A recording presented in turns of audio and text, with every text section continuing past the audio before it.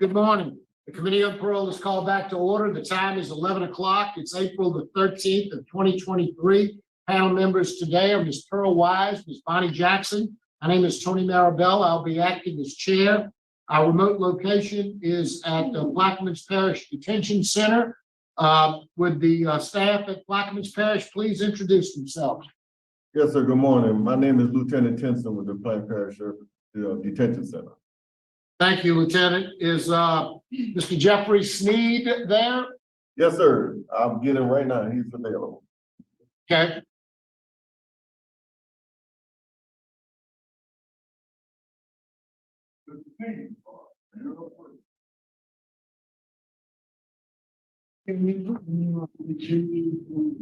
Call up somebody and they had to go get him from some wing.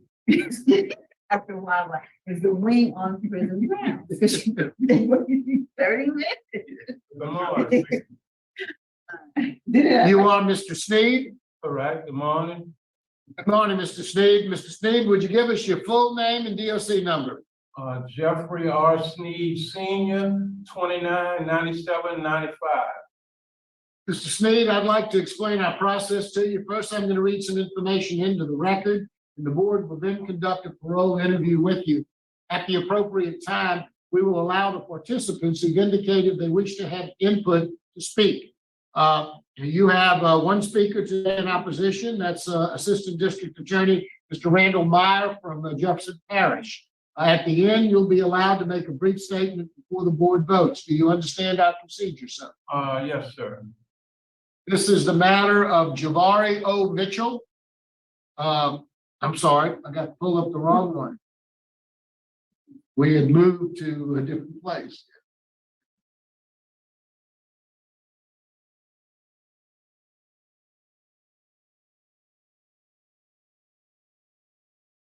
This is the matter of Mr. Jeffery R. Snead, DOC number 299795, date of birth September the 5th of 1965.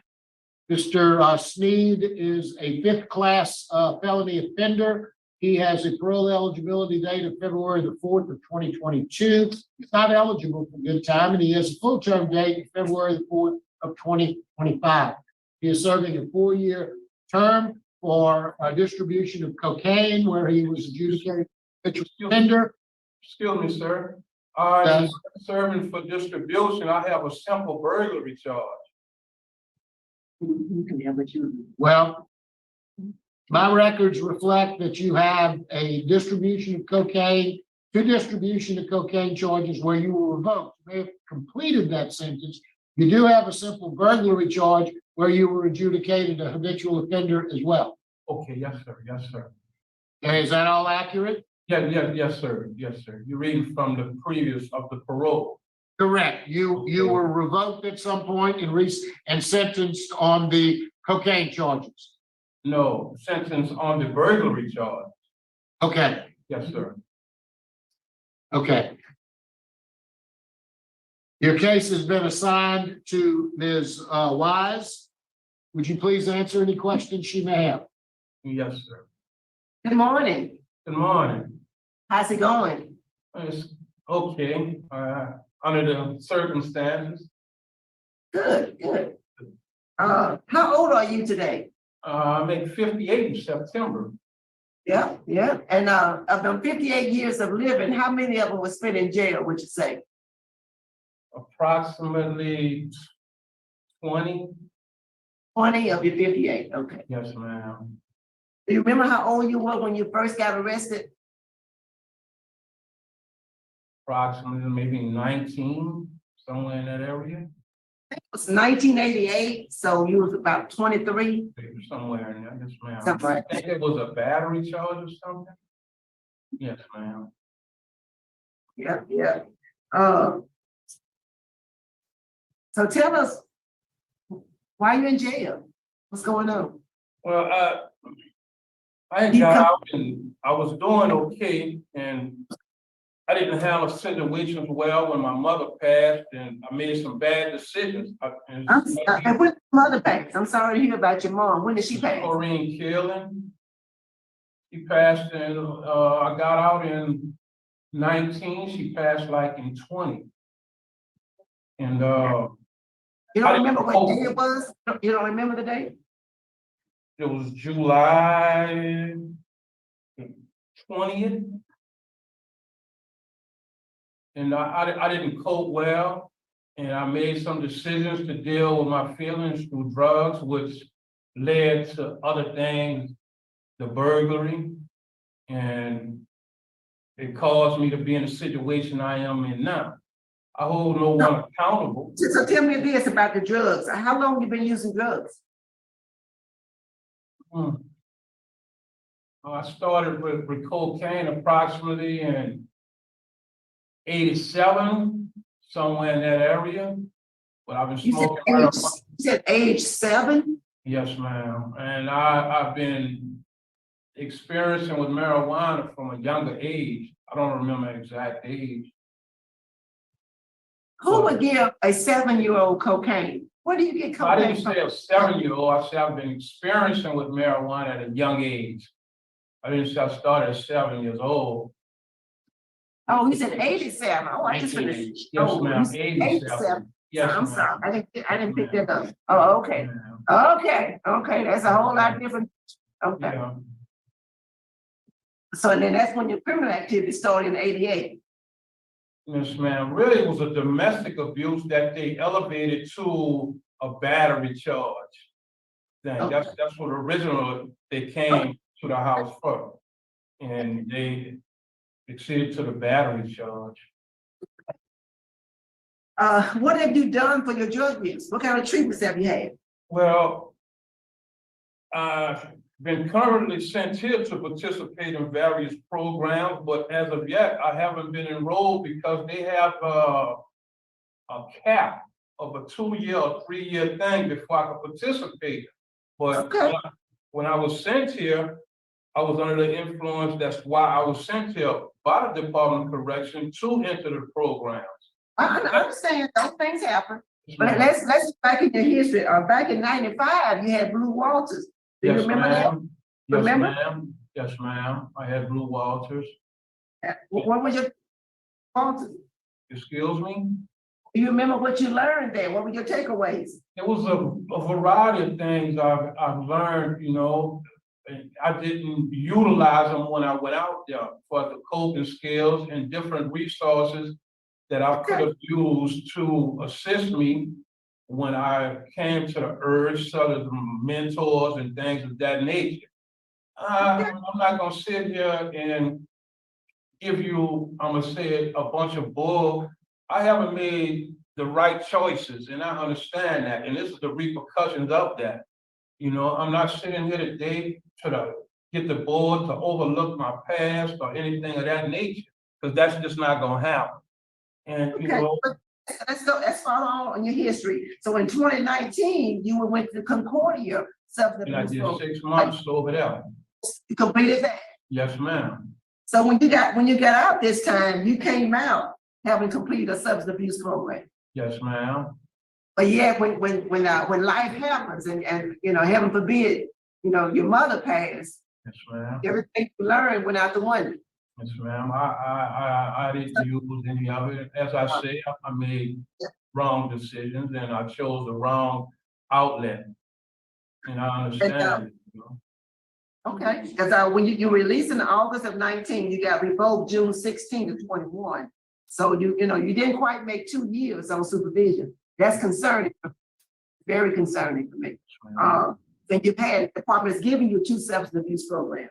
I do want to inform you that there's law enforcement opposition to your early release. There's nothing you can do about that. Yes, And the victim is opposed. Nothing you can do about that. I just want to state that. Okay. And when your victim indicated they really want their power to be back, because you had got into taking people's property, going and pawning and buying drugs. I don't put words in your mouth, but was that what was happening? Yes, ma'am, that's just, you know, that's what I, you know, pleaded to, you know, and I have the restitution to pay that. I agreed to all that upon the conditions of the plea deal. I understand that I have to pay my dues to society. I understand that. Okay. And the records I have show that you have 10 years of education. Is that correct? Correct. Okay. Have you tried to work on your high set, the GED? It's a cap. Everything has a cap. Saying, and it's indicated you have one child. Is that Correct. correct? How old is your ma'am. child? 36. What kind of relationship you have with that child? It's okay. It's not like I would want it to be by me coming back and forth to prison. It's kind of distant, you know, but Is it a boy or girl? it's a boy. And he's very upset with me also for me returning because, you know, it's breaking his heart actually, because he's looking for that father figure thing and I'm just not there for him. So it's heartbreaking for me also because I have go ahead on now. Yeah, what? You know, I have feelings and emotions about what I did and stuff, and I'm not happy with that. I'm not happy with that. And I understand. I'm not, like I said, I'm not looking for the board to give me a pity party or anything of that nature. You know, I want help, so I'm asking for help. Okay. There was some hospital stays the last time you were in jail. Do you have any health issues going on? I have hypertension extremely bad. My pressure was like 2 something over 130 on several occasions, and they brought me to the hospital. I'm still dealing with that now. Okay. Oh, good. Yeah, but you know that's manageable now. Yes, ma'am. Yes, ma'am. And I exercise and take the medication and stuff that they give me. Good, good. Okay, good. All right, that's all I have. I'll wait to hear from others. I do want to state for the record, I'm sorry, you do have low needs and you do have moderate risk. So I just want to state that for the day. Yes, ma'am. Let's hear from Mr. Meyer in opposition. Mr. Meyer? Good morning, Randy Meyer, Assistant DA, Jefferson Parish. Mr. Snead has a 33-year criminal history, and as he stated, he spent about 20 of his 57, 58 years incarcerated. 16 months after he completed parole, he committed this offense. His supervision record is very poor. As noted, he has a moderate risk assessment, which is not something we see too often. I like what he's saying about needing help. He wants to get help, and I think it would be beneficial if the board could give him some help before he eventually is released. He has had no programs since this 2021 conviction. I think clearly he needs some help. He needs some programming before he could be released back to society. So at this time, we're opposed to his request. Thank you, Mr. Meyer. Panel ready to vote? Yes, sir. Mrs. Snead, I'm concerned about you. I'm concerned about the community most importantly. You've got to leave other people's property alone. Yes, ma'am. Got to. Yeah, there has to be something in your head that tells you, I just can't do it. I can't take nobody else's property. It has been said over time that if everybody don't get it the first time or the second time, they go to treatment. I am just optimistic that you'll get it the third time. For my vote, I'm going to vote to grant you parole after you complete a long-term substance abuse treatment program. That means you sit on the front row. In every class that I have to sit on the front row. Look at that. Listen, you'll need no distractions. Yes, ma'am. And if the time allows, after you finish the substance abuse treatment program, be transferred to a transitional work program. Yes, If the time allows.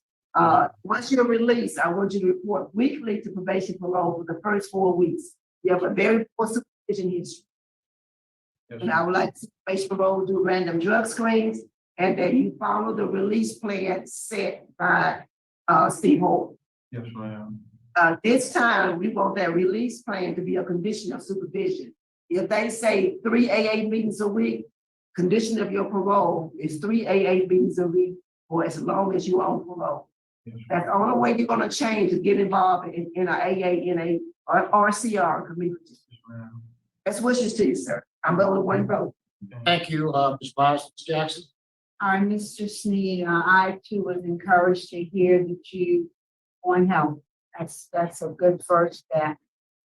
And, hopefully if you take this step, take it seriously, then you can have the relationship with your son that both of you desire or need as well. So my vote is to grant upon completion of a long-term DOC substance abuse treatment program and with the same special conditions as Mrs. Watts. Yes, ma'am. Snead, you have 2 votes to conditionally grant your parole. I agree with both my colleagues that you need some help. And I think that Steve Hoyle Long-Term Treatment Facility is something that can help you. But it's not the end all. You've got to want it, and you've got to go in there and take to heart everything they say. You've got a long history. Yes. And the next time you get convicted, you may never get out of it. Yes, sir. So I hope you take advantage of this. So you have 3 votes today to grant your parole conditionally upon your completion of a long-term treatment program. And if time remains before you are released, to go into the transitional work program. In addition to that, once you are released, you'll have to report weekly to your parole officer for the first 4 weeks. Follow specifically all the plans of the Steve Hall program, the program that you're taking, and also that you do randomly drug screening. So good luck to you. All right, thank you, sir. And all this would be sent over here, and how long, did it take before I? We'll get the paperwork over there, and we'll do everything from this end to try to get you into that program as quickly as we can.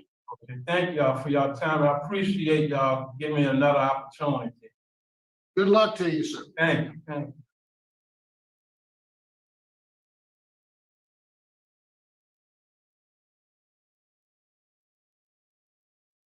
you. Randy Meyer. He shows up to, it seems, every case in his parish.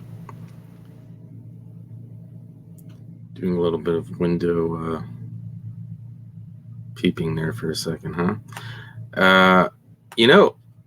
It's not something that I think we should take for granted. We have seen plenty of people who are asked to go to Steve Hoyle and they don't want to go. They put up a fight. They just want to get released. They don't think they need it.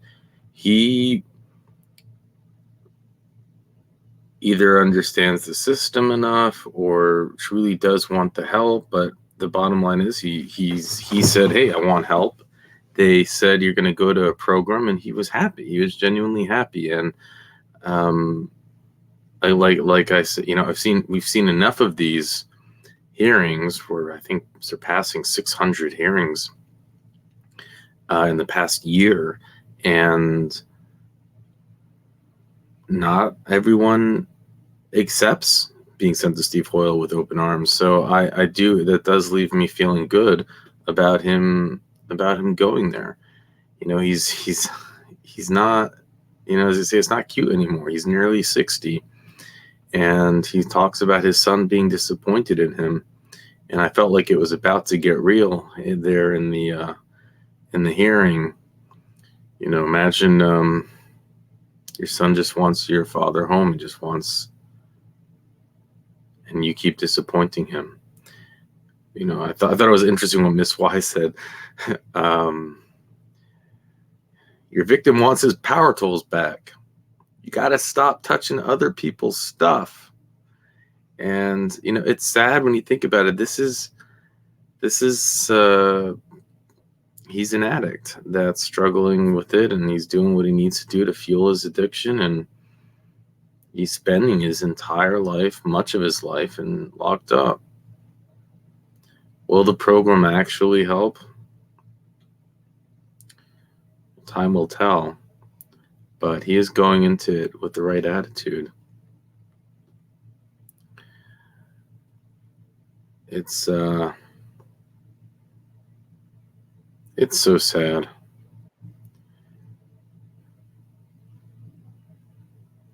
But addiction's a real thing. It destroys lives. It doesn't discriminate. And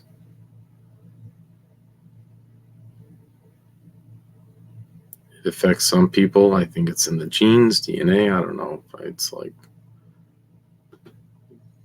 some people just